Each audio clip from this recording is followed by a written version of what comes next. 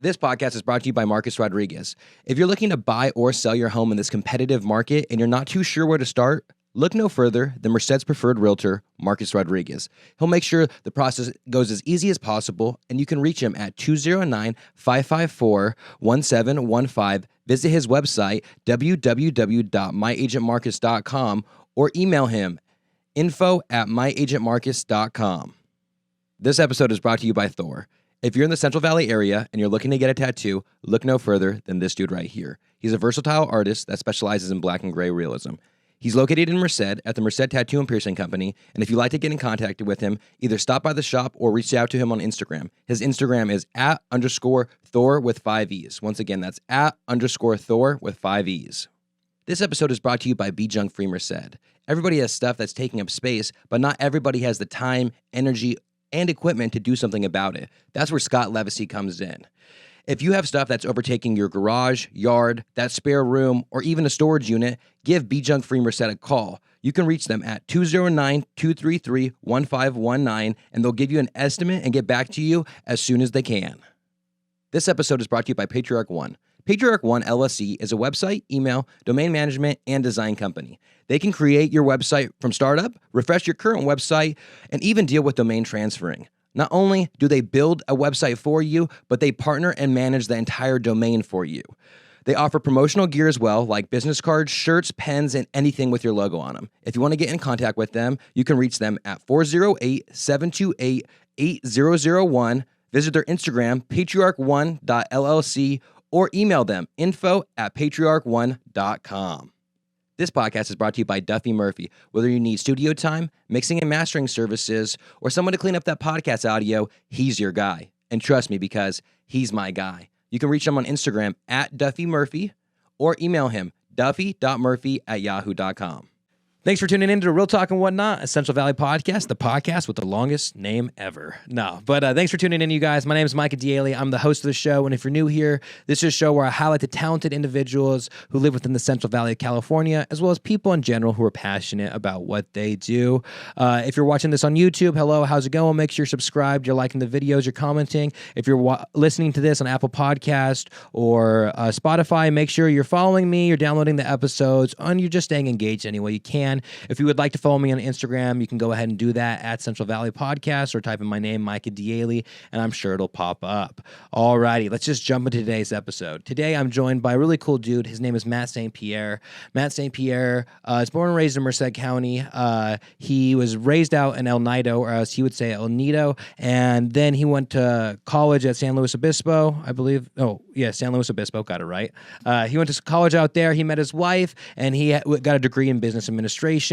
After that, he went to San Francisco for 6 years, and what he basically did is he did faith-based community development work, and what he does is he basically helps rehabilitate people in the city who need it. So, he did that for 6 years in San Francisco, and so, people who are coming out of prison, or people who are once homeless, people who need work experience and things like that, and he really helps them and puts them in the right direction. And so he did that, or work related to that, for about 6 years out in San Francisco. And then he came to Merced around the year 2016. And in 2016, he was walking around the neighborhood, talking to the community. And the two main issues that emerged, and the clearest points in the neighborhood, was that they needed a safe enrichment of opportunity for kids and good jobs for adults. So those are the two things that he felt like the city needed more than anything, or two things that stood out to him. Of course, there's a lot of problems, but he said he had to narrow it down to what two things do you think like the city needed, and those are the two things. And so since then, in 2016, he's been working for this nonprofit called Restore Merced. Restore Merced is such a great organization, and they help different people get into work programs for 9 to 12 months. They have an employment experience and a training program, so they give them the skills they need. They teach them things. They show them how to just be in the society, and show them that how to show up for work, and just to be there when they need them, be their family, be their support group. Because sometimes when you come out of the prisons, or you come out from being homeless, you don't have a support group. So what they're doing is they're being there for those people. And so what he talks about in this podcast is how he got into this, and how he did it, and how he ended up back in Merced. And I truly, truly appreciate it. He's doing great work for the community. I want to thank Restore Merced and Matt St Pierre and his whole team. I really, really appreciate you guys. So without further ado, you guys, welcome Matt St Pierre.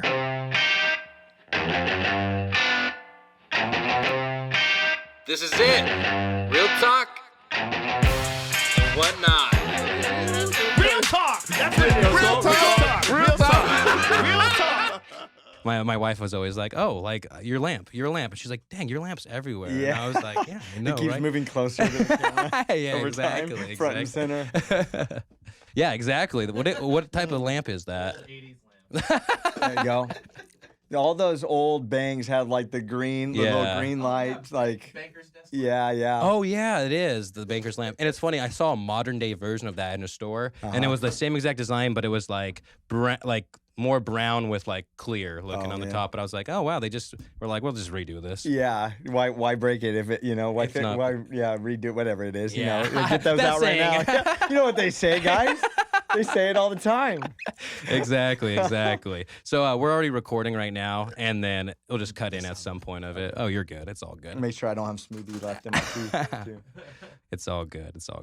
So why don't you introduce yourself for people who may not know who you are, Matt? Yeah, my name is Matt St Pierre, and I am born and raised here in the Merced County region. My family's been farming in the area for a few generations. Oh, really? Mm-hmm. And so you grew up on a ranch out here? Or? Yeah, out in El Nido. Oh, El Nido. Or El Nido, if you want to say it correctly. Is that really how you say it? That's, I believe, how you say it if you're using the Spanish pronunciation. El Nido. Yeah, El Nido, the nest. Is that what it means? The nest. Yeah, so we were the Hornets growing up. So was there school out there? There is, yeah, El Nido Elementary School. So. How many kids are?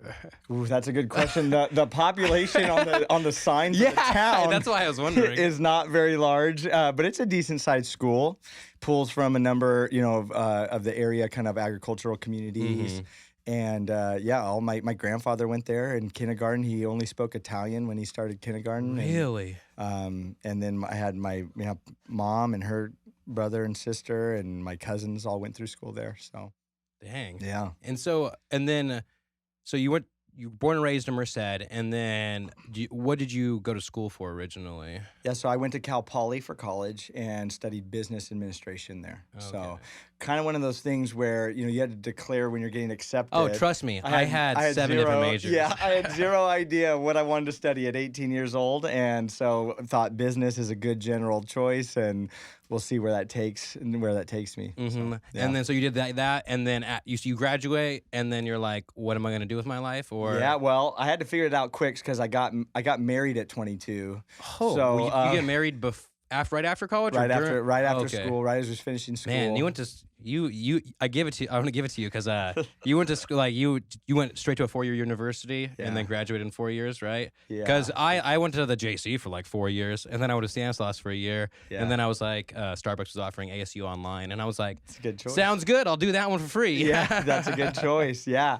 Yeah, no, for me, I grew up going to the Central Coast. Mm-hmm. So I was thinking I was going to stay at the JC. I was maybe going to play baseball or do something like that. And then as soon as I got that acceptance letter from Cal Poly, I knew it. I'm going to San Luis Obispo. That's the place. Both my parents went there. My older sister went there. Yeah. So grandfather even went there back when it was an all-boys school. So.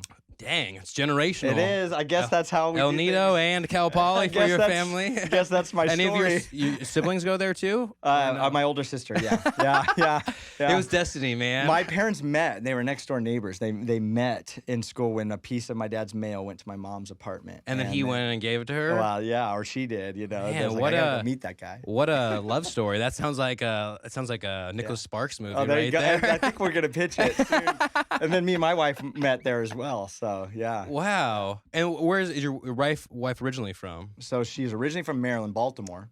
And she came all the way over here? Yeah, her dad was in the Navy. They moved out to the East Bay area when she was starting middle school. So she had middle school and high school in Pleasanton, and then went to Cal Poly. And is that kind of what drew you guys back to like the Bay for a little while? Yeah, we kind of knew. We had our own experiences in college, both actually going to inner cities. I went to St. Louis. I spent a summer in St. Louis. Very different place than San Luis, even though they have the same name. Yeah. Slightly different. We went to a wedding in St. Louis, okay. but I mean, I like St. Louis. Like Brian Womack. Yes. Yeah. So we went. I have family there, okay. and my family there crazy. I have a crazy uncle. Everybody's got a crazy uncle or aunt, huh? All of them. But probably have a few. But this uncle.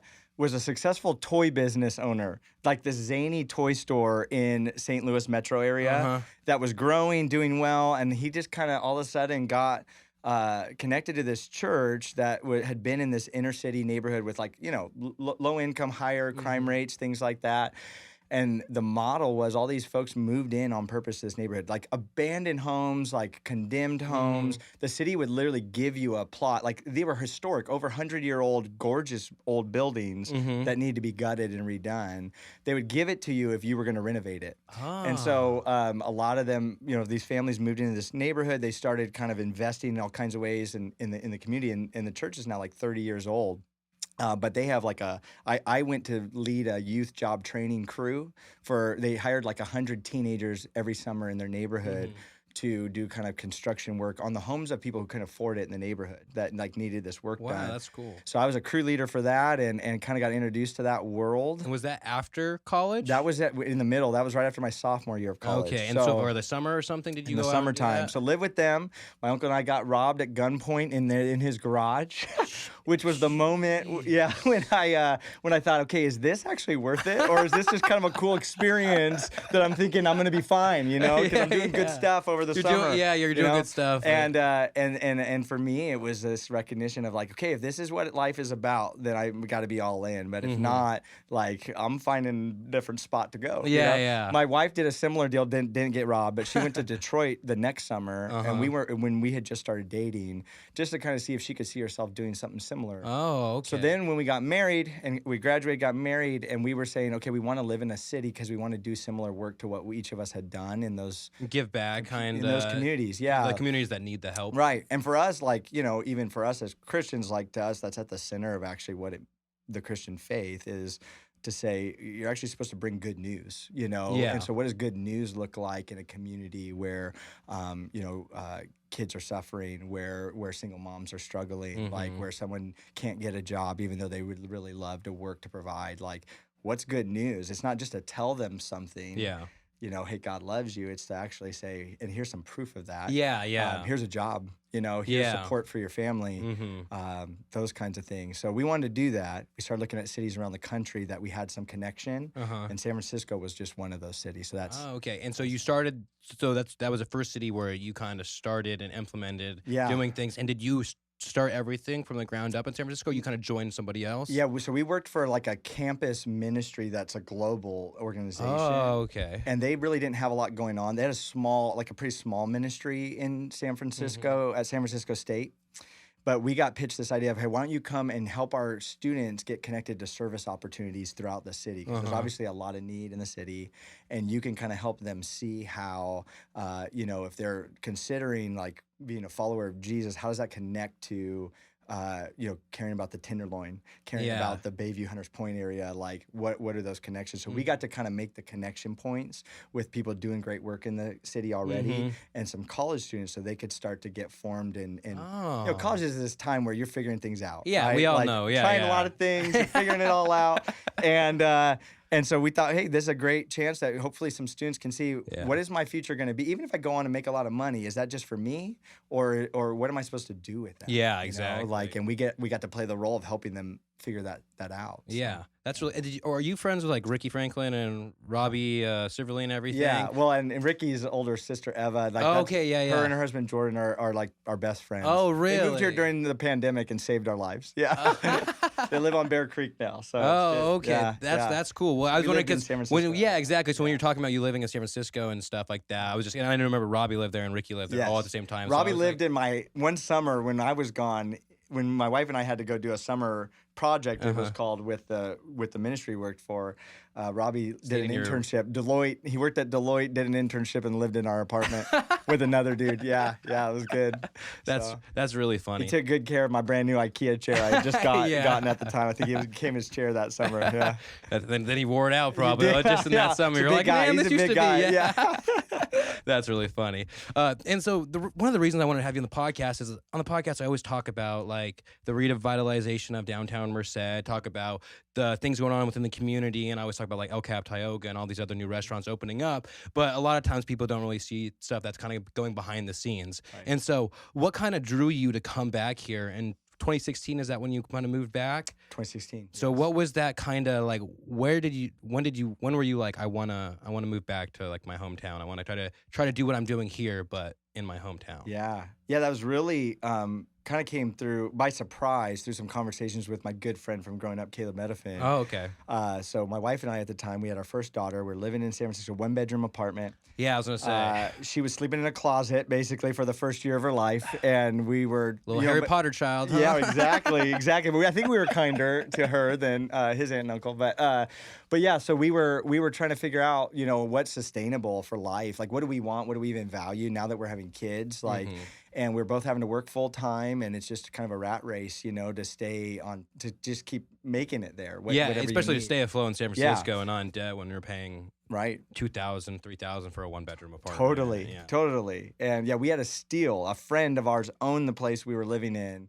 She ran a nonprofit we helped out with, and we were paying like $2,000 a month for this 1-bedroom, and that was a steal. That's a steal, in the Bayview, right across the hill from where Candlestick Park used to be. I was there. I was living there when they tore down Candlestick. Oh, really? Yeah. That's pretty cool. We used to have Niners fans park on our street and then walk to the game all the way. from there. Yeah. So, but anyway, yeah, it was. So it's just thinking, okay, how do we simplify our life? And that might mean making some changes because we're not going to be able to simplify a lot and keep affording to live here. At that time, she was working actually in tech, and I was working at a nonprofit in the Tenderloin, and it just, wasn't going to work. So anyway, we were thinking about how to simplify. Caleb started talking to me about the idea of bringing some of the work that I'd been doing in San Francisco, community development, economic development kind of work, into Merced, and specifically, even just having roots at the church here in downtown, CPC. So this historic church that's in the middle of Merced, in the middle of downtown, without a lot of connection, though, to the neighborhood of downtown. And a lot of the folks at the church asking,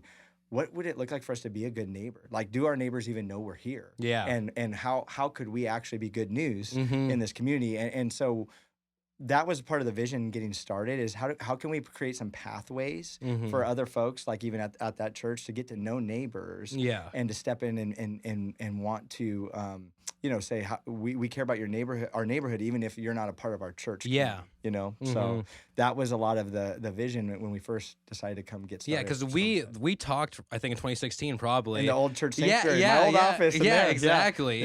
And that's what all I remember from that conversation really is that I had a really good conversation with you. Yeah. And I don't really know the subjects we talked. And you were trying to, when I was reading your little mission statement about like you talk to people in the community to figure out like what it needed or whatever. Yeah. I was like, that's probably why he was talking to me. But I just remember like we talked for like 2.5 hours, and then I was like, all right, man, catch you later. Like, I was loving it. I had a vision at the time for your life, but I just didn't share it with you then.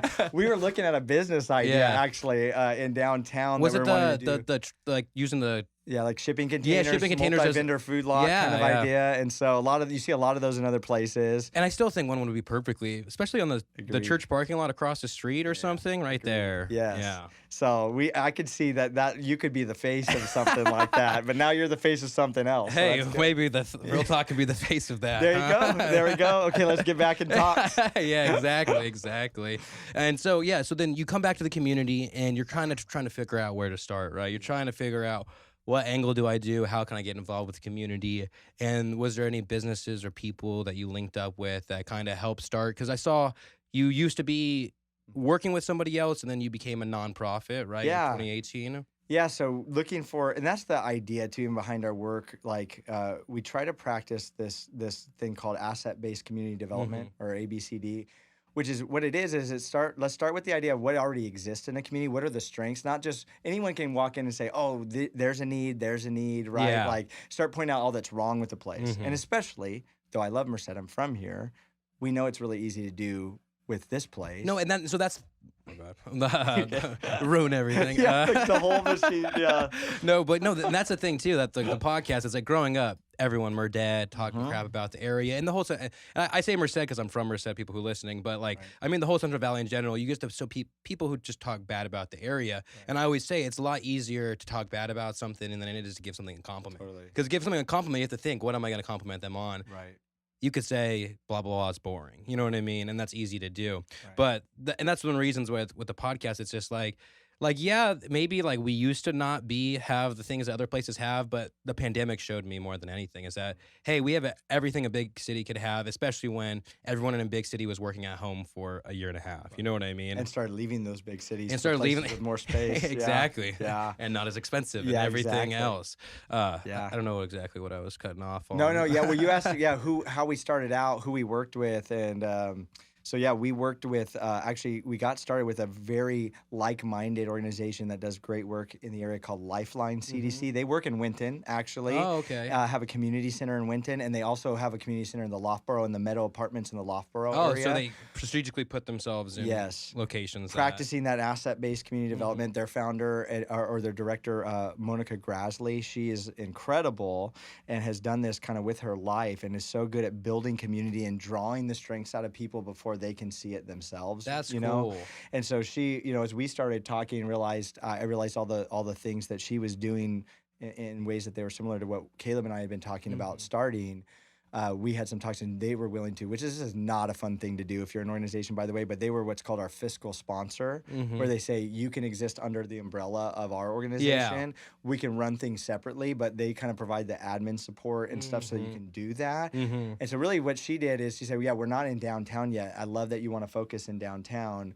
We'll house you all and you can run things through us. Be a little branch on downtown until you get your... Yeah. And then you're able to hit the ground running when you get there because you're not having to jump through all the hoops of getting your 501c3 and getting your board together and all the steps that come that I was going to find out in a couple of years, to getting your own organization up and running. So it was huge. We got to start off working with them, and that was a gift. That's really cool. Yeah. And then, so did you... so you went to school, but then did you get your master's in anything or? Yeah, so when I was in San Francisco, I started a seminary program. Oh, okay, gotcha. And so at that point, were you thinking about doing being a pastor or something like that? I'd always thought about it, but I always didn't fully fit that either because I also have always been interested in business and the way you can change a community through business and the ways that you can change a community through all kinds of different avenues. Yeah. So there's things I really enjoy about, kind of church-based or pastoral ministry, but then I always love like the idea of, starting a food shipping container food lot. My mind's always going to these other ideas. And they don't have a lot of pastors at those, but yeah, so I started kind of figuring it out, but I got a chance to go to a perfect program that was actually built for people. All my colleagues in the cohort were in cities around the country. So New York and San Francisco and LA, and everybody's in these similar contexts where you really have like a really diverse population. You have a lot of like economic disparity, and churches are more thinking maybe outside the box in terms of how do you bring good news in those places, And so I got to go as a part of that program. So I was full-time school. My school's in Michigan. It was an online program, but you go back for a week every semester. So there's actually in-person components, which really made it great. But I was able to do that and work full-time. So it was a total of 4 years to do that program. So 2 in San Francisco and then the first 2 back here in Merced. Oh, really? Yeah. Dang. So when we met up that day, I was still a student, I think. Too. Oh, okay. Yeah. And what is it's a theology degree or what is it? It's called a Master of Divinity. Master of Divinity. So I guess I've mastered the divine, and if you have any questions, just let me know. I can answer everything. Yeah, here we go. Shoot from the hip. Yeah. No, that's it. No, I was just curious because I knew like that's a little different than getting your normal masters. I mean, it's the same but different. No, totally. Yeah, it was good for me. It was definitely a good fit, and I think it has enhanced my work. So I actually am ordained in that denomination, but I'm not ordained to pastor our local church. I'm ordained to run Restore Merced because our denomination sees the work of Restore Merced as the work of the church. So is it, and then so you said that you were under that other company for a while, and then in 2018 you became an actual nonprofit, right? Yeah. And so how does that like transition kind of work? Yeah. So, well, the reason we did it is because we were about to get more complex. Like for those first 2 years, I was the only Restore Merced employee. It was easier, huh? Yes. It was like, but we were actually in this process of, as we got to know the community when we first came here, and we got to know. I would just walk downtown all the time. When I say downtown, our area of focus has always been, from which you could argue this is not the totality of downtown Merced, but from 16th Street back to the railroad tracks, and then from G to M, because those main thoroughfares really like change the feel. Like you're crossing into a different neighborhood. Yeah, I know. And so we live on 21st Street. The office is on 19th Street. But we just walk the community all the time and try to just talk to people and find out, what do you like about your neighborhood? What gifts, do you bring? What do you want to see happen here? But all those conversations, and then other organizations and churches, and learning from what was already happening. A couple of main things that rose to the surface as kind of primary pain points were safe places for kids to go when they're not in school. Which was funny because, I grew up in El Nido. Yeah. And growing up, it took 20 minutes to 30 minutes to get anywhere that I wanted to go. Which, if you're an extroverted kid, growing up on a ranch is not the easiest. It's cool like when you're. I used to always love going to my friends' houses out in the country, but I can see on the opposite side when you're like, you have to beg your mom to drive 40 minutes to drop you off somewhere and then come Meanwhile, back. all your friends are like in the summer swimming at each other's house or playing baseball, and you're out like pulling weeds in the cotton field because your grandpa doesn't like weeds. Yeah. And so, no one's gonna see these grandpa. Just cut them down right Duffy below. Duffy, he's an almond farmer. Nice, so nice. You feel that. Yeah. So so I would ask people when they'd say it's too far. I'd say, okay, what about the Boys and Girls Club, though? That's right here. Basically downtown. And they would say it's too far. And I'm like, well, what do you mean it's too far? But then the more I was in the neighborhood, you see how, like, a lot of times the kids are actually, while both parents are either at work or the single-parent household and they're working, the kids are having to walk everywhere, get there themselves. So the parents are thinking, I don't want my kid to cross M Street on their own, 16th Street on their own, the railroad tracks. So they have to do all of that just to get to the Boys and Girls Club. Yeah. And so that was one piece. And so we that started small, but we started a kids program. It was called Downtown Kids Club. We'd work with John Muir Elementary School, then eventually Hoover Middle School, because those are the neighborhood schools for the area of our focus. And that's just on the right side of 16th Street, right? I mean, like across past the freeway, right? For Hoover? No, for or I don't John know. Muir. John Muir. John right? Muir is just on the other side of the train tracks. Yeah. Okay. Yeah. Gotcha. So it's on like 25th, 26th. Okay. Yeah. Gotcha. So we started that, and then the other pain point was good job opportunities, and the whole time really in Merced during this time, there's been some pretty good jobs available, good paying jobs, but there's clearly a disconnect between folks in our community who could use the good jobs and their ability to get those available jobs. Exactly. And so we actually started a job readiness class that we used an existing curriculum, but an 8-week-long class for folks with barriers who are either unemployed or underemployed.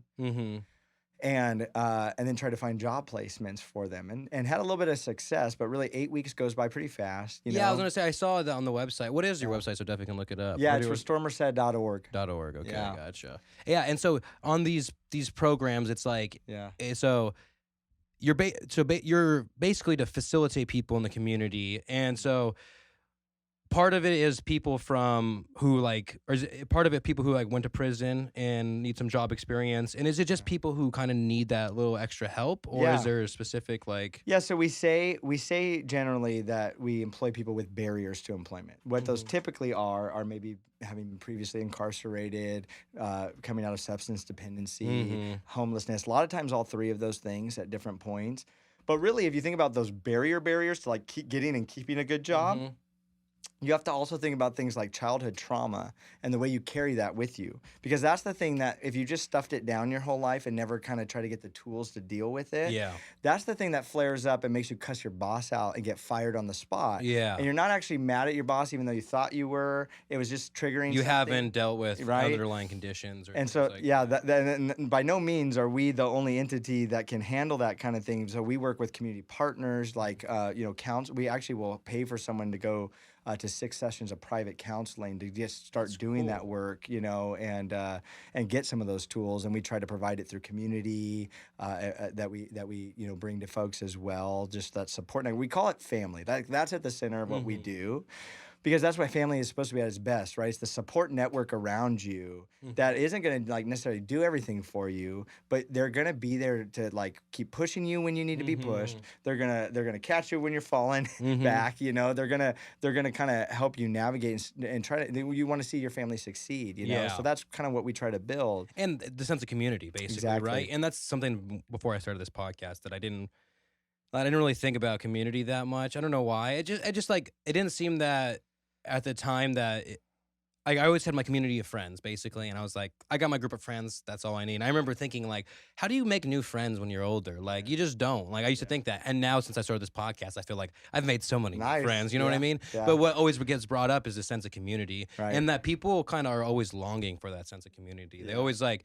And it's something that I didn't realize until I felt like I started building this own community with a podcast of that the Central Valley is it's underrepresented basically. Like people kind of like they think of California, it's like San Francisco, LA, I always say, but the sense of community in Central Valley, it's cool because it's like if you're from Merced, Modesto, Bakersfield, or even Sacramento, or the outskirts of Sacramento, it's like you're a Valley kid, and you were raised a certain way, and you probably remember going to swimming holes. You remember packing up with your friends, going in a car, doing something, and it's something that like I think that a lot of people have just thought like it's this community over here, it's this community over here, but in whole, it's like the whole Central Valley is a community, and it's just cool to see like, and then you're on a different side of this, like you're like this one, you're focusing on Merced and the community of Merced, but you're focusing on like how do we rehabilitate basically in a way people who maybe are getting a second chance, but instead of just throwing them out to the wolves, like it seems like a lot of times, like let's say you were like incarcerated or something like that, it seems like it's like, okay, you're free, but now I have a black mark on my record and no one wants to hire me. So how do I go integrate in society again without falling back into the things that I did? Well, and that was a cool thing about coming back here. That's not the way. At San Francisco, I was always going to be a transplant, right? Coming back here, and one of the first times I walked the neighborhood, I run into a guy who I went to Golden Valley High School with. And, you know, right away we connect. And we start up a weekly basketball game over here at the Hofmeister Center with other guys. Still got that going on? Well, we did. I tore my ACL meniscus, and it hasn't happened since. But I think I'm back. We got Seth Beardsley moving back new this ball, summer, dude. so So we'll get it going we again. used to always call it new ball. There you go. Because it would be like we're all this like we're all scrubs playing some basketball. Yes. And now it's if we can get like a 30-year-old league where it's like no one's trying too hard. Let's do that. Even when I try playing it in shape, I'm like 10 years older than everybody, and I'm like, and then in shape you got to worry about people getting fights and everything else. I got some guys though that want to play, so yeah, we'll do it. No, sure. Exactly. As soon as I heard that Seth was moving back, I was like, "New ball's back, baby!" Yeah, like, we're doing this. Oh yeah, no, it's good. So so you know, there's an instant trust there because I'm actually from this community, and there's a reason why I would be walking around downtown Merced because you know this is where I'm from, and it means something. And so I think that I found more and more. I mean, there's hard things about leaving a place that I loved in San Francisco too, but more and more I feel a lot more purpose, and then this idea that you're from here, my family's from here, the connections that you can bring other people in. So then when we're helping someone look for a job opportunity, if we actually believe in them, regardless of what's on their past or in their record. If we vouch for them to people that we know, there's a trust there because, like, I know they wouldn't steer us wrong. Yeah, you know, exactly. I know that these guys are going to tell us how it is, and so you get that in a community like this in ways that I don't think you do other places. Well, especially if you're looking at something on the scale of San Francisco, it's like how many million people live there. You know what I mean? Where it's Merced, there's 100,000 people in this community, and so you can take the time and literally like. Especially if you're focusing on one area, it's like I can just walk and introduce myself to all the local people, and people like the sense of community. So if they see you doing something and purposeful for the community, they're like, "How can I help out?" And it's just like, "Well, hey, like I have people who like might need jobs in a month, 2 months, or whatever. Would you be interested in employing them?" Just because and they know that they worked with you for however long they worked with you for. So there's like. There's active change going on in the community, and that's the reason, or one of the main reasons is like I wanted you on. It's just like I've seen you for the past. I texted him last night and I was like, hey, like, what exactly is your job title? What do you do here? I said I showed my wife the message. I was like, does this look okay to send? Like, I was like, I think I know what he does, but I just like wanted to like make sure like I knew what you do, and it was exactly what I thought you did. It was like you help people who maybe aren't getting the chances that they deserve, get chances in that same community again, basically. Yeah. To put it shortly, you know what I mean? Yeah, definitely. And then even so then there's the missing link, right? So we were running that class, finding work, but having challenges because some people had huge gaps in their work history. Some people had never worked a job before. So we realized there's a need to be the first employer for someone, because how much easier is it to actually find a job when you have a job, especially if your current employer is willing to be a reference for you as you're looking for that next job. And you're literally facilitate them to their next job. Yes. It's almost like you're helping them out, like you're giving them the job experience and helping them get that next job too. Absolutely. So let's say after that say they want to move on from that job, it's like, hey, I have 2 good references for me right here. And because I was watching the one or the videos that you sent me, really well done and everything, and it was just cool because it was just like, you know, these guys and these girls are so grateful that, you know, to somebody else that, I don't know, because let's say, like, I worked at Starbucks for a long time, and one of the guys, like, he was like, I got a job at Starbucks, and he's super happy about it. And it's just like, employers want people who are, like, happy that they got a job where they are. They don't want people who are, like, they're going to work, like, oh, I got to work at Starbucks or whatever. So it's like, why wouldn't employers and people want to work with people who want to work, who want to put in the hours and stuff like that, versus... Yeah, we might hire this 18-year-old who's never worked before, who doesn't have any job experience. You know what I mean? But it just I see you doing a lot of good in the community, and then you also teach different like classes with this. Yeah, so we provide a job. So like if we look at what we do, actually the heart of what we do is people development. The job, we look to do good work. We do litter abatement or general cleanup, junk hauling kind of work. That's the work we do for contracts where we generate revenue so that we can actually create these jobs and pay people. So it's a sustainable source of income. It's not dependent on donations. But in order to see someone grow, the job's a part of that, but it's not the whole picture. There's also a need to kind of keep working on those other areas that like you were talking about before, right? Yeah. And so we have a job readiness class where you go over the soft skills. We bring in local employers from the community that they get to meet. We're all about increasing, capital, social capital, relational capital. When you think about what it takes for anyone to be successful, it's really I'm gonna cut you off. It's really cool that you like took your business aspects of it and like you're using it in a community in a way to enrich that same community, and it just really cool because like you're like the theology version and the portion and then your business portion. I can really tell that like you're passionate about it, but like the fact that you're saying like bring the capital of like, the relationships. It's all about capital, baby. Capitalism, baby, America. Oh my gosh, we won't go there. But if that's the system, how do we help people benefit from it too? But the idea being this: we all need, if we're going to be successful, an ecosystem of support. Right? You don't grow if you don't have the right ecosystem that you're in, and that's like your community. That's the people supporting you. That's like the opportunities that you have afforded to you. And every story is different, right? Not everyone's story is the same, and we're all a mixture of things that happen outside of our control, and then choices that we've made as well. Often in simplistic, arguments, you try to say it's either all one of those or all the other, when in reality, we're all a very It's like nature versus nurture. It's like, well, it's not nature versus nurture. It's nature and nurture. Yeah, like, exactly. You know what I mean? Yeah, People always both try to separate it. Yeah. That's good. No, that is. And so when you came back to Merced, you started like the enrichment program, the kids club, and like multiple other things. So what kind of programs are there for people today that if they're interested or if they want some help or kids need a place, like what things do you have going on? I know we talked about them, but kind of just maybe go in more detail. Yeah. So we actually have really focused our work, and really starting this year, I think it was partly the way the pandemic kind of forced everyone to say, what do we really do well and what do we exist for? That happened to me. It was the first time I was like, well, what do I want to do? Do I want to, I was going to be a teacher for, that's what I was going to do in college. So that's what I said I was going to teach something, didn't know what. Took like 7-8 years to graduate. And then I was like, yeah, I'm going to be a teacher, become a substitute. I was like, oh, I think I kind of like this. And then it was just like, I'm going to try to take this test in social sciences that I don't really care about, but I'm just gonna try to. The same thing. And I was trying to do it, and I took it twice. Was 1 point off one time, 2 points off the second time, and then I kind of was like, pandemic hit, and I was like, what do I want to do? And it's like I had always liked photography and videography, and I originally wanted to do that, like graduating, and then for one reason or another, just kind of just didn't. And it's just like, I feel like a lot of people during the pandemic kind of got to the point where it's like, well, what do I want? What do I want to focus on? And that's how this podcast was born. You know what I mean? And never would we have thought that it is what it. We never thought we could get a studio or like grow to where it is now. And it's not that we're like that big either, but it's just like it's cool that I get messages saying like, hey, I like what you're doing, and like those messages is all I want. Like, it's a full-time job. We're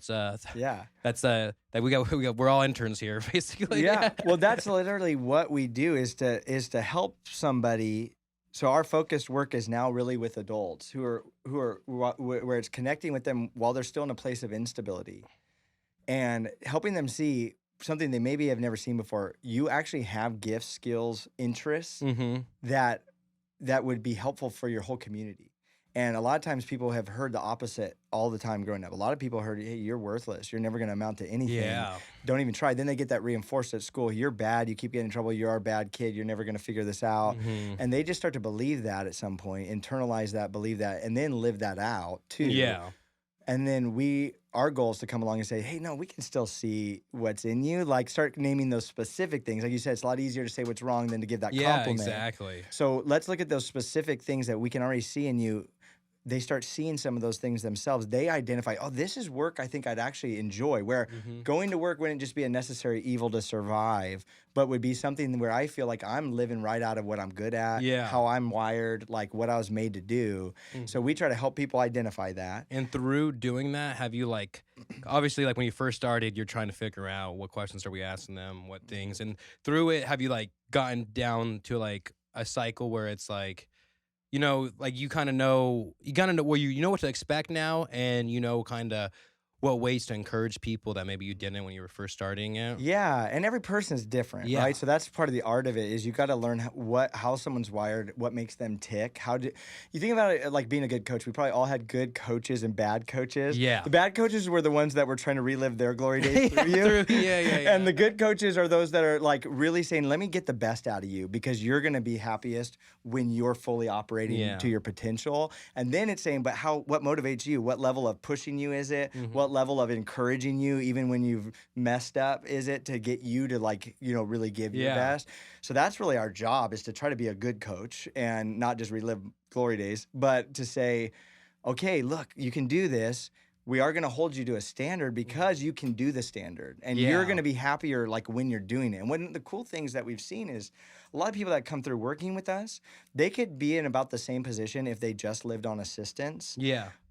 But they start coming to a job where they feel like they're contributing to something, and they start to love the way it feels. And then they say, oh, I could keep going from here. This is just the beginning point, And that's why we try to place people with good employers too, because we have a lot of those in the area. Now, there are jobs where you're basically just going to be plugging like a spoke in the wheel, but we don't encourage people to go into jobs like that. Instead, we say, let's help you find an employer who values their employees, who values the life of their employee outside of work, and who will look for the good in you and give you opportunities to keep growing and moving up, So, and there's a lot of good employers like that in our area. We have a lot of great partners. There is. Well, and we always have the small town vibe in Merced, and like I said, all the Central Valley towns. Like, it's just that I think that, and since the pandemic, it seems that everybody has come together a little more. To me, maybe, I don't know, maybe it's just I started this podcast that I feel that way. But you're doing it. yeah, exactly. I'm doing it, so I feel like everybody's doing it. Yeah, exactly. Come on, kids, jump on the train. Yeah, let's do this. Yeah, no, exactly. But it seems that like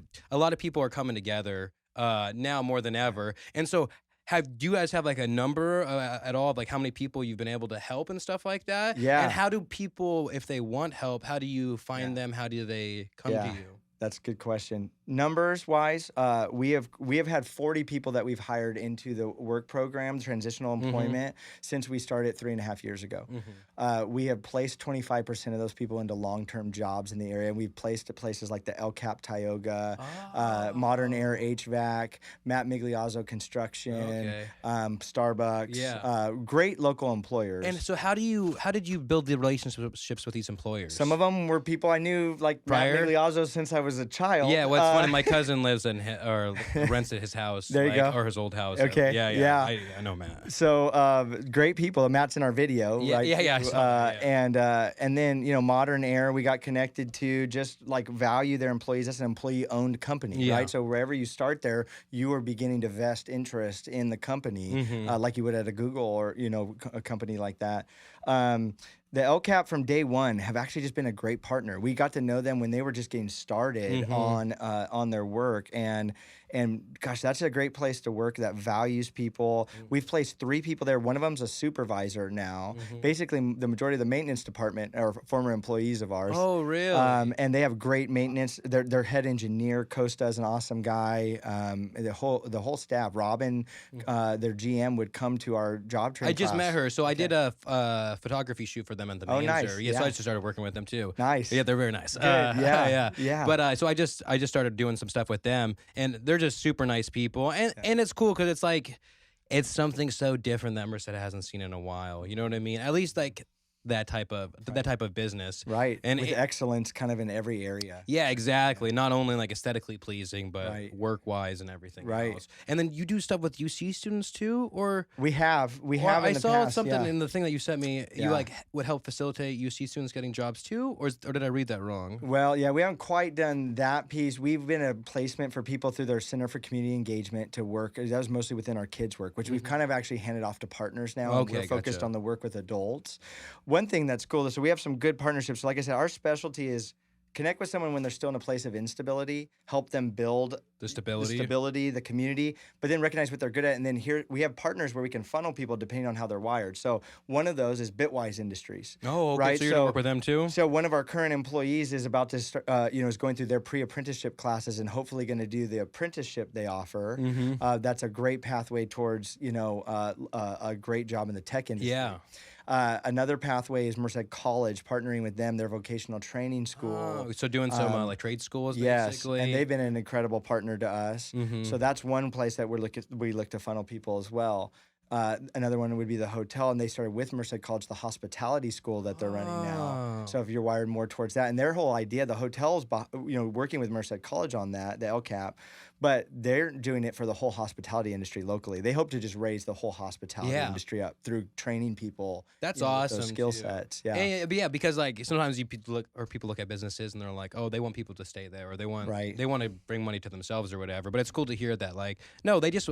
And that's what it feels like with all the revitalization of downtown. It's not like us versus you.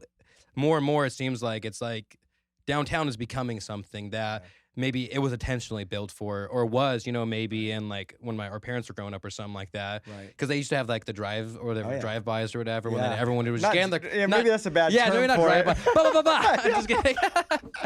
No, but what are they called? The cruise, The cruises. Yeah. There's a movie all about it. Look up what movie it is. It's George Lucas directed a movie in nice. Modesto, and it takes place in Modesto. Star Wars. Yeah. No. Star Wars? What is Star Wars? No, look it up. George Lucas, he did a movie that was all about Modesto. Yeah. And it took place there. Oh, that's cool. And it's all about how it just takes place on one night, and it's when everybody's cruising the strip downtown. It's like cruising the main drag. Yeah, right? yeah. It kind of reminds me of Dazed and Confused. Oh yeah. What was it? Oh, I don't know. It's not. It's not loading up here, Duffy. Yeah, no. Sorry, I was like, "What did you?" I was like, "You're not typing anything." Oh, it must be frozen. Oh no, you're Nido good. Elementary School's on there. I see that. That's cool. You're good. What was it called though? Yeah, American Graffiti. You've never seen that movie? Well, I've heard the movie, but somehow I haven't watched it. But I'm gonna watch it. Well, I'm gonna take care of that I this recently weekend. watched it during the pandemic. So Yeah. no, I'm not a American Graffiti. Okay, I definitely have heard of Yeah, it. so cruising, not drive-bys, you guys. But everybody, my parents used to tell me. So everybody, like in the 70s and 80s, they would just basically everyone would get in the car, and back then it blows my mind because you could buy like like 65, 66 Mustang for like $1,000. Like I don't know what happened with inflation. Yeah. But now it's a thing. It's a thing. Yeah, Inflation's a thing. Yeah, but it's like Capitalism. Yeah, but it's like how did it raise 30 times that? But now for like a new car, Totally. you know what I mean? It's just so Well, even wild. used cars, man. We're trying to get some vans right now. It is Dude. not easy to get vans. Yeah, it's the or chips, right? trucks. It's the microchips, right? Isn't it that there's a shortage in chips, and that's why there's no PS5s either. It's because it's like, and I'm like, hey, how about we just make cars dumb again? Can we do that? We can't have good things anymore. No, totally. And that's what I think, even, right, you call downtown Central Merced now. Mm-hmm. And what I love about that is you could call it a boundary area. It's where people from a lot of different areas actually could feel equally, however you want to look at it, equally uncomfortable or equally comfortable. Yeah, congregate down there too. And so you're going to bring the groups together that in this part of the city that you probably won't bring together in North Merced or in South Merced or West or East, So that's a cool thing, and that's one of the reasons why we love being in this part of the community too. But even to answer your question too around how could someone get involved? I can't share anything yet because it's not official. But we just applied for a contract that would really be able to help us scale significantly what we do to where we could have closer to 40 to 50 people at one time working with us. And we'll know in about 2 weeks if that's going to happen or not. And it's exciting because there's a lot of folks out there that have asked about men and women who would want to be a part of this, even people in that kind of youth demographic aging out of, like, say, juvenile hall or foster care system. That can go up to 25, even 30 years old and still be talking about a youth population there.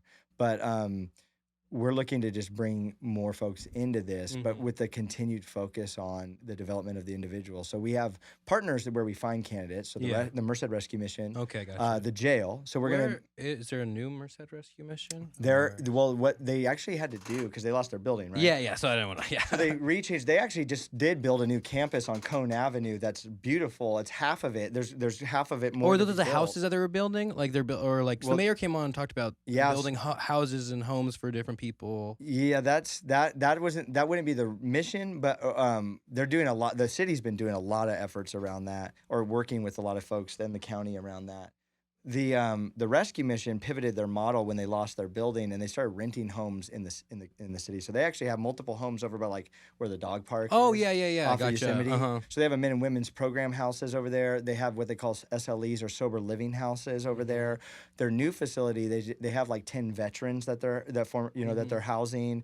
There's families that they're housing already out there. And there's really like cool. respite care, they call it. So if someone's released from the hospital and doesn't have a home to go to, they get released over here to the rescue mission's housing. That's really cool. So they're doing great stuff. They're an incredible partner for us. The jail is another partner, and what we're looking to do is actually start going into the jail, getting to know people while they're still there, building trust, building relationship. And then our goal would be you get out of jail, you're released, and in that first week, we're going to give you a job interview and a job offer and say, here's a family, here's a place where you belong. Before you return to some of the old places, the old people, or go back to your old routine or whatever. And just, so that'll be one avenue where we're finding people. WorkNet is, through workforce development is another one for us. But really, anyone who's feeling like, that's me, like I got barriers to employment, like, we'll say let's go through the interview process, and you will be able to determine, is this a good fit? Because in many ways, it's kind of like going to school. It's like a period of time, right? We usually employ people for about a year. You're working on yourself. We do part-time employment, so you have time to work on removing barriers so that when you move out into the job you're really excited about, you're not going to get tripped up or get snagged and not keep that job. Like, let's take care of that stuff now. Let's practice everything every employer is going to want. Dependability, right? Integrity, work ethic, like a team player, all those things. So do that with us. While you're helping them, and you can say it in a way that they're already trusting you. They already know that you're behind them. Right. So hearing it from you guys is going to be a lot better than hearing it from a boss that you just started working for. You know what I mean? Prepares them for if that boss has that conversation, like you're saying. Maybe somebody has some past trauma or something. They're not going to lash out. Where if they lash out at you, you're going to be like, hey, like, let's talk about why you did that or something like that. Totally. Yeah. So a chance to grow. Yeah. When I get cussed out, when you cuss me, then we can just talk about it. We'll figure out, how does this not happen again? Well, in that case. Yeah. Let's practice right now. No. But yeah, so we, we are looking to just kind of offer that more broadly to folks, and are really excited about that. It's really cool to see the way this like stuff that started 6 years ago, it's kind of all getting weaved together. A lot of partners involved, both businesses, and other nonprofits, agencies, to say, let's all figure out how we can work together to, because no one organization or one person can like address the scope of need in a community, like anywhere, no matter how, what size the community is. But I really get energized by that, like weaving together this kind of fabric, that creates this, community that we all need to be successful. No, exactly. And the thing is, it's like, when the whole community is successful, the whole thing succeeds. But if you have people focusing on themselves and then being like, well, no, we don't need help with that side of town or whatever, you know what I mean? It's like, well, you're just setting your community up for failure because that's not a community. Yeah. You know what I mean? Right. It's the idea that I actually believe my welfare is connected to the welfare of my neighbor. Yeah. It's not just about me and mine, which is kind of a very... that's the whole close your garage door and shut the world out mentality, where what I love about a neighborhood like this, everybody's always outside. A lot of these places still don't have AC, so that's part of why, in the summertime people are on the porches. You should see our AC unit in the back, man. I can feel it. I can feel it. No, I'm just kidding. No, it literally has like a dent from a car hitting it, and like looks like it was like built. It's like probably the original unit from like the 70s. It's like, I'm like, I don't know how it's this retro. Thing is. Yeah. It's actually coming back into style this time. It doesn't work well, but it's cool. It's cool. AC units are supposed to be cool. Exactly. But no, it's so I love that about my community. We're about to actually, my wife and I, this is a fun thing coming out of the pandemic. We're just gonna have like a neighbor barbecue, like the weekend after Easter, where our neighbors, it's gonna be potluck style. I'll cook the meats, all in the front yard. Kinda. We'll take donations for that meat if anybody wants to.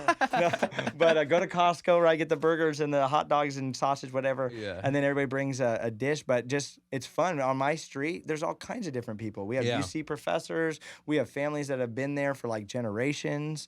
We have like people that work with me at Restore Merced. Like, it's so fun. It was I don't want to give out, I don't know where you live, but yeah. But no, but long ways from here. Yeah. Is it cool to kind of see the transformation? So when you came here 6 years ago to now, is it kind of like, and especially like, I feel like the past, couple of years really, but like, I don't know, what are your thoughts on just like the transformation from when you got here in 2016 to 2022? Well, it's crazy. Even downtown, right? We wanted to be downtown. This is the funny thing.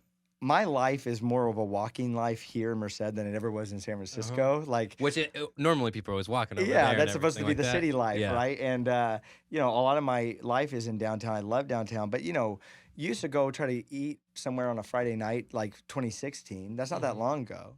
And it would still feel like a ghost town. Like, where are all these UC students that, where is everybody? And people didn't want to go there. That's changed a lot in the last 5 years, where people are going out. It's always packed. There's great businesses downtown. Like, you got Lil Lovin', J&R Tacos, like more and more great. Pretty good burgers. Pretty good. I still haven't gotten to have it. Oh, really? It's good. I'm going to try it. I heard that they have the crispy, the one with like some crispy edges or something, fried edges on the burger. Yeah. So they're a smash burger. So they're like, exactly. They're real. It reminds me a little bit kind of like or In-N-Out style, where it's like you got 4 things to choose from. Yeah. Order good. those. Yeah. Sometimes and it's good like that. Yeah. Keep it simple. Yes. It's a great tasting burger. That's Yeah. like, that's all. Yeah. And there's so many new businesses opening downtown. Right. So many. So many. Businesses. And but one of the things we thought from the beginning, of course, living in somewhere like San Francisco. Yeah, Smash Burgers. Is that Pretty Good Burgers Instagram? That looks really good. Very good. Yeah, it's real good. Coming from San Francisco, there had already been a lot of, gentrification change. The neighborhood I lived in there, Baby Hunters Point, tons of families who had been there for generations were just selling their houses and moving east because they realized, even though my family owns this house, like, we could sell it for $1.5 million, even though it's like a house for $500,000. Yeah, so moved to Stockton, moved to Lodi, moved to Modesto, and then what's crazy is even doing our kids program, like, I can't tell you, about 50% of the families we've been connected to through that have moved from Oakland in the last few years to here because of similar reasons, right? Getting pushed out farther and farther east. And the rent's only getting more and more expensive. And it's like, how is it being more and more expensive when so many people are leaving like the big cities? You know what I mean? It's true. And it's because those renters and tenants are like trying to make up for the loss of it. Right. But there's ways, you can think about. So early on, one of our goals was there is going to be good growth happening in Merced, and it has been happening. How do we make sure people can benefit from that who maybe are currently the folks who would get pushed out. Mm-hmm. But how do we get, train up employees who then can get some great jobs at a business like the El Capitan, and then they become a part of the growth, right? In the community and benefit from that growth before it's like too late and they're just kind of forced to move wherever they can. Yeah, that's true. That's true. I've heard people say in California, you're either getting, squeezed out or squeezed in. So like you're either coming to the middle of the state or you're leaving. And that's true. Hey, man, that makes a lot of sense. Yeah. So it's so I think thinking about how we can make sure a lot of these folks benefit here from this exciting new growth. That's something I really am passionate about. No, that's really cool. Yeah. It's really awesome, and it's just so cool that you were able to come back to your hometown and then provide the sense of community, the sense of things that maybe it had been longing for a while. And like, honestly, it's like somebody needed to come do it, basically, you know what I mean? But it was just like, everyone kind of was like, somebody else will do it. Somebody else will do it. And so was there like an exact moment where you realized, where you're like, okay, I know you talked to your friend, talked about possibly doing some work in Merced, but was there something that really pushed you to like want to come back, or just the well-being of your future and your family and everything else? Yeah, I think it was a combination of things. One, there were ways that I could see how we could slow down like our pace of life, Yeah, especially being in the big city. Yeah, one of the crazy things when we first moved here is I didn't even know that every time it was my norm. So I didn't know that I was stressed every time I was driving places looking for parking and all that. It was just what I did all the time. Yeah. I come back here and every time I was going somewhere, I was like, I feel so relaxed right now. Yeah. I was like, there's a parking spot everywhere I go. And people would be like, downtown parking's bad. I was like, I parked 5 feet away from where I went. It's like, anywhere 3 blocks away is a great spot in San Francisco. San Francisco, you could park somewhere and you go, I got to walk a mile. Yeah, but you get those pretty steps close. in every day. You get those steps in. But, I think there was some of that, like there's appeal. Everywhere's a trade-off, right? Yeah. So there's things I miss, but there's things that we gain. The slower pace, being around some good friends and family, like having raising kids with my parents close by. My kids are today out at my parents' house in the country, like where there's cows, horses, like getting to be around that, like even a day a week is a really cool thing, you know? But then also I realized that like there's nowhere else I could go that it would be a brand new place to me anywhere else that I go. Yeah. This is a place I actually love, even if I have at times like a contentious relationship with it, because who doesn't with the place you're from, That's what every coming of age movie is about. Exactly. It's about leaving your town. I'm sure that's what American Graffiti is about. I don't have to watch it. I can't even tell you what it's about. I can't tell you the storyline. I just know that they're traveling around cars. They do drive-bys and then they get mad at their hometown. That's good. We should do movie takes. Can I get in on that podcast? Movie takes. Just commentary on the movie. That we've never seen. Just commentary on them. Yeah, commentary. Bring up a couple movies and we'll tell you what we think they're about. Yeah. And in American Graffiti, there's a graffiti everywhere. Everywhere. And it's all American flags. It's all the stars and stripes. It's crazy. It's like Patriots, but they're also defacing the city. Yeah, no respect and respect coincide, American Graffiti, you guys. That's what it's about. That's what it is. Go watch it this weekend. George Lucas did it. Yeah, George Lucas. It's got some Star Wars stuff in it, too. It does. Luke's in it and Leia and Chewbacca. Dude, so driving cars. Exactly. And Jeremy Renner, because he's from Modesto as well. Yeah, we're getting everybody. He was a baby. He was a baby, but he was good in that. So serious, even as a baby. No, so I was thinking about while we're talking though. So what I wish that the United States would do, how many people are incarcerated in America? I know that's a fucked up question, but we have so many people, and it's like you're saying, I really like that you're working with jails and going into them, because it's like if you go look at other people's prisons and things like that in other countries, it's like their jails are literally there to help refacilitate people back into the work world. So when they do come back out, let's say 15 years later, they've already had job experience. They're already doing these things, where America is kind of just dog eat dog. You go there, you come out, and you have a black mark in your record. It's like, well, what's the point of doing all that time if you're still going to have basically to do more time? You know what I mean? Right. So what kind of was the idea of you kind of like going to the prisons and helping those people out, getting ahead of the curve, basically? Right. Well, one of the things, this is actually something I feel like I'm going to credit it to that friend, Monica Grassley, that runs Lifeline. Earlier. I can't remember though if it's exactly hers, but we'll give it to her right now. But the idea that you're not defined by your worst mistake, you know, and that's a really important. Thank goodness that's true of all of us, right? Because we've all made some pretty big mistakes. Yeah. And if that's what like everyone saw, that's the scarlet letter we wore everywhere we went. Like that wouldn't be great. Yeah, you know? no, it wouldn't. And so I think that's true for anyone. And everyone has moments in their life when they're like, oh, when they think about it. Totally. One of my heroes is a guy named Brian Stevenson. Have you heard about him? The movie Just Mercy. I have seen that one. Michael B. Jordan. Everything Michael B. Jordan's in, you should watch. I'll just say that right now. Yeah, but he's Just really good Mercy. Basketball player. I'm just kidding. I'm just kidding. Oh, that's good. Yeah, Michael B. Jordan, best basketball player. It's Look about, it up. Yeah, he's it's also called The in Last movies. Dance. It's called The Last Dance. But no, it's Just Mercy. But Brian Stevenson, here's his story, right? African American, grew up in Virginia. Actually, schools were desegregated when he was in elementary school. Wow. He went to a university called Eastern. Then he went on to Harvard Law. Right, that's him. Equal Justice Initiative. No one knew who he was for the first 30 years of his career, because when he finished at the top of his class in Harvard Law School, he moved to rural Alabama to represent people on death row who could be given the death sentence without legal representation. And that law only changed within the last 10 years because of the work that he's been doing. But he said everyone deserves to have an advocate. And he's somebody who holds the tension really well of recognizing, people make real mistakes that have real consequences, and at the same time, that's not the fullness of who they are as a human being. And he's given his life to that work. So I just, in the very smallest ways, try to follow in footsteps of people like this. Yeah, and doing that within your own community. In your own community, where that was part of the move, even, right? Like, Merced's not really on the map in a sense, right? But like, if anything, that's to me the front lines of this work. Where in San Francisco, there's a lot of great people doing great work, and that doesn't make it not worth it. It is, but here it felt like this is a community that maybe doesn't have some of those resources, some of those programs, some of those things. Yeah, exactly. You know, for someone to fall back on, and so why not come and try to do that here with other great friends and people like Caleb and others. And so, and I just feel like I've seen it time and again when you get to know the people that have worked with us, like, and you might look at what is on their past record, you're like, that is not you, you know? And I know the real them. Yeah. And there's a mixture of things going on that we're still all trying to understand as a society, right? Whether it's like mental illness, the ways that we're impacted by substance dependency, how all these things kind of come together, right? Trauma, how those shape who we are. And so really, this is the thing.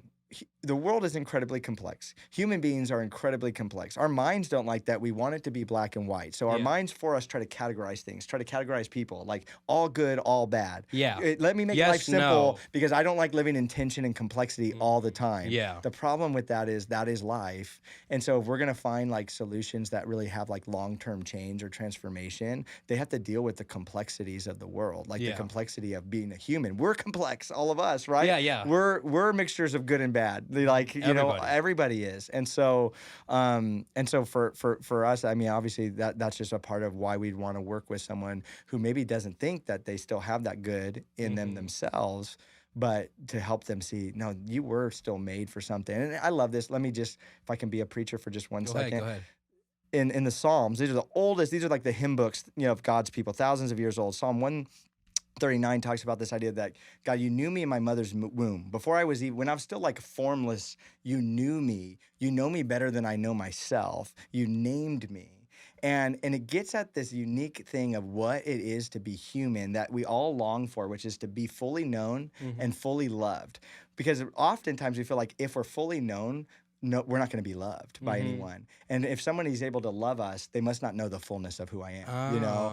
And instead, what actually the good news in that passage is that from God towards each of us, before you've done a single good thing, you're fully loved. And that is true for the rest of your life.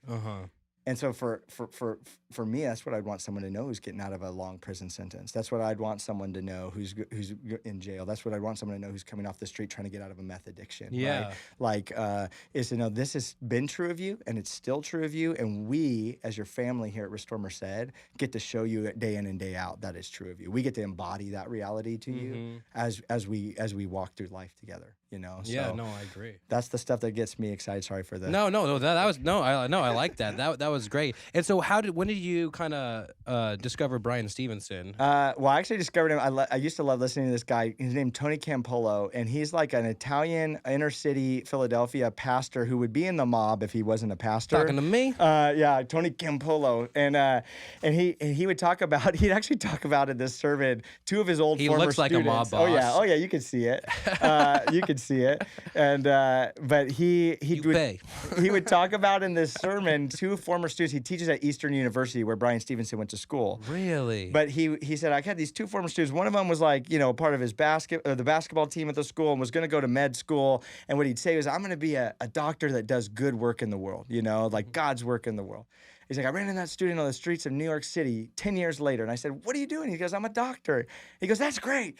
What kind of medicine do you practice? He goes, I'm a plastic surgeon and do boob jobs. You know, he's like, that is not God's work. He goes, he makes women feel terrible about themselves. Yeah. You know, he goes, he's like, what it looks like. He goes, what the kingdom of God looks like is my former student, Brian, who after he graduated at the top of Harvard Law School, instead of taking the best jobs offered him by all the best firms, moved to rural Alabama and represented the poor on death row. Yeah. And so that was when I first heard of Brian. And I didn't know till his book came out years later that Brian was Brian Stevenson. Oh, and then he became big. He's got really? TED Talks that are so good. He talks about being proximate to need. That he has a wonderful TED Talk about that. I actually hear him speak when we were in San Francisco through this like NPR program that was filmed there. And then he even came to Google while my wife was there to speak. And so he actually created this thing in called the Lynching Memorial in the South in Birmingham, Alabama. And the idea is that they have the name of every person they know of, and some of them are nameless actually, who was lynched in the city that happened in. And his whole thing is like we can't deal with our future until we deal with our past. That's real. And he talks about how you walk through the streets of Germany today and in Berlin, and you'll see bricks on the street in front of a house with the Star of David on it if there was a Jewish family that had died from that house in the Holocaust, because Germans don't want to forget the story so that they don't return to it. Well, it's like how it's not like they demolished the concentration camps or anything like that. Right. They have them there almost as memory. Yes, because it's painful, but it's a necessary painful, right? And that's his idea. And what he wants to see is each one of those hanging things symbolizes an experience of lynching. He wants for those towns to come claim these, take them back to their towns and put them on display in like the town in a way square to deal with the past. To say, let us never return It's there, almost like right? America never did deal with the slavery thing. It was a fight the whole time till like the civil rights in the 60s, you know what I mean? Which is crazy. But it's like, it's like almost like we never dealt with our past. We just kept on focusing forward. And as you see in today's society, how everything is integrated, that like obviously there is still ties to the past that is not inhibiting us from going. Well, stories keep playing out, right? No matter how old they are, they continue to unfold over time, right? My family story in El Nido with my immigrant grandparents that came from Italy right after World War I and started farming there. My grandfather, who only spoke Italian when he went to kindergarten and kept growing. Like that story keeps shaping our family, even generationally, even ways that my kids don't even realize, right? And that's true just for every human that's ever lived anywhere. I think that there's a reason why it still should be and is called the American experiment, because there is no other country that's ever tried to do exactly what we do, which is blending people from all over the place and saying, how do we come up with a common shared identity? You know, like you go to, okay, of course, who doesn't, like what all the Scandinavian countries and the great stuff that they offer there? But those are very cultural places. Yeah, too. I always people are always like, well, why isn't America like all it's like it's more. I feel like we're basically a whole bunch of. I mean, we are a whole bunch of states together, but it's like we're a whole bunch of countries under one country. Right. Each state has its own like identity, its own culture. And then you'll go somewhere on the East Coast and people are like, you're from California. You know what I mean? It's like we're a different person than they are. You know what I mean? So it's really hard. I always try to explain that to other people. It's like, I just don't understand, why don't you guys have like universal health care or like do it? And I'm like, I'm sure we could find the budget in somewhere in there. Right. Considering we're just printing money. But it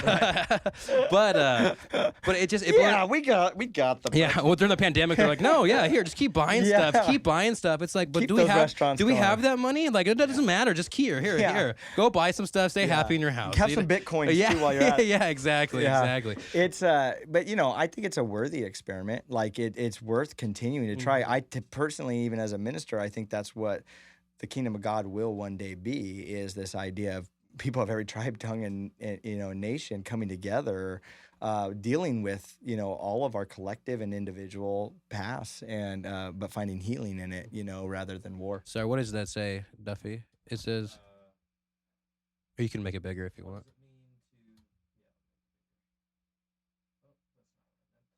I think it should Command Plus, right? Or no? America is referred to as a social experiment. What does that phrase mean? All people of different races and cultures were living together and trying to get along, but they had a difficult time. That is put so that my first grade daughter can understand. Yeah, exactly. What that means. I was like, you're a little more wordy than this yeah, one. well, that's the story of my life too. A little too wordy. Well, I feel like I'm very wordy, but I don't know where when I start a thought, I have no idea where I'm ending that thought. So it's just like sometimes I'll be like, and I'll start asking question, and I'm like, I don't even know what I'm going to ask this person right now. So what's your favorite color? yeah, exactly. Yes, good, man. No, you do a great job with it. Oh, thank you, I appreciate it. It's been a process, especially like this podcast it's helped me talk to people and think of questions and think of things to say that's in a more natural way. But it's also very hard sometimes, like, because I make it a point to always listen to every single one of my podcasts afterwards. Because some people that I know that do podcasts that they don't re-listen to them, and so you got to, if you want to like kind of grow as a host or grow as the same thing. And I used to always say like all the time. Yeah. And I still do. Like, I'm gonna do it. Filler words, like all those things. We're all gonna have them. But I don't know. This podcast has taught me. It's taught me more than I ever. And like, so you're kind of talking about. I don't know what it was in the pod, and while we were talking earlier, something about how you kind of feel like you like kind of feeding off people's energy, or like when I have these podcasts, what I do is I kind of feel recharged every time. I feel like I had a great conversation. I learned something about my community. I had a good conversation, and it just keeps me feeling like, hey, you're on track doing something that is purposeful, that is unique, that people do like. And like I was saying earlier, every now and then I get messages like, hey, like I move. Something I never thought that would happen from this podcast is people who move away listen to this podcast. And it's like, because they get to see people in their community and see how their community is doing. Yeah. Bring them back. Bring them back. Exactly. No, but yeah, I had this chick reach out to me, and she said like a really nice like statement saying like, I hope you blow the fuck up. Like, I've never seen anything like quality like this coming out of the valley. Just something like, and it's just like. It was a good blow up. At first I was worried there. My dad was like, what does she mean? And I was like, no, it's like a good one, Dad. Oh, like, man. he was like, but what do you mean? He was like, what does she mean by that? Is this a threat? Should I be concerned? There's a bomb in the building. No, but it's cool because just it's like we have sponsors, but it's more like, and we haven't tried to do like a lot of podcasts with the sponsors where affiliate links, and things like that. And it's like, because this podcast is about the Central Valley and focused around the Central Valley, it's like I want the sponsors to be from the Central Valley. I don't want to be like, go to what is it called? Fourspace? What is it called? Pearson? No. Foursquare, yeah, that's what it's called. Like, all these other ones, all these other podcasts. Though. Yeah, it's a great game, underrated. Yeah. That's where Spikeball got all its roots. What Foursquare used to have, like, there used to be a million rules when you're a kid. You're like, because once you would be king, you're like, you get to decide. You're like cracks, typewriter, cherry bombs, like, like all these things. Yeah. But with the podcast, it's like we're making minimal money. So people think that because we have a studio, because we look professional, that we must have some money back behind this. You know what I mean? It's like, no, we're Bezos. We're Jeff just a couple. Bezos. We have some pesos over here. We have.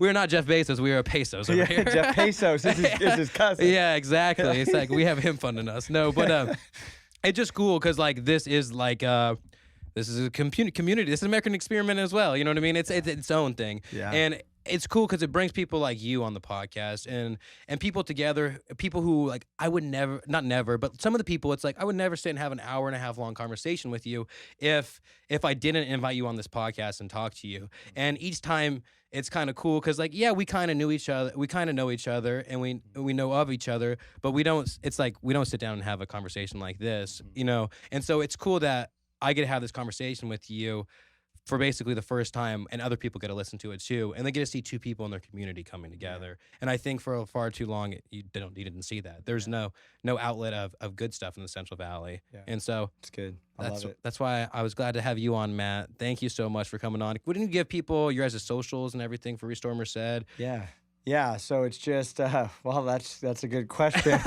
Restore Merced. You find us on Instagram and Facebook just as Restore Merced. Restore Merced. And then don't put Restored, the thrift store, which is great people, but that's not us. I honestly thought you had and also the Restore Habitat for Humanity store in Atwater. We get people coming by our office all the time, being like, "Did we drop this off?" They just start walking in and they're just like, "Hey, yeah, I'm just here to shop." And I was like, "Well, I don't really have much for sale, but give me an offer and I'll let you know if I'm willing to part with it. You know, you can have my chair, sure." That's funny. But Restore Merced. Restore Merced. And gotcha. Well, Matt, thank you for coming on. Thank you, sir. Of course, I really, really appreciate it. It's been fun. We'll have to do this again. Definitely.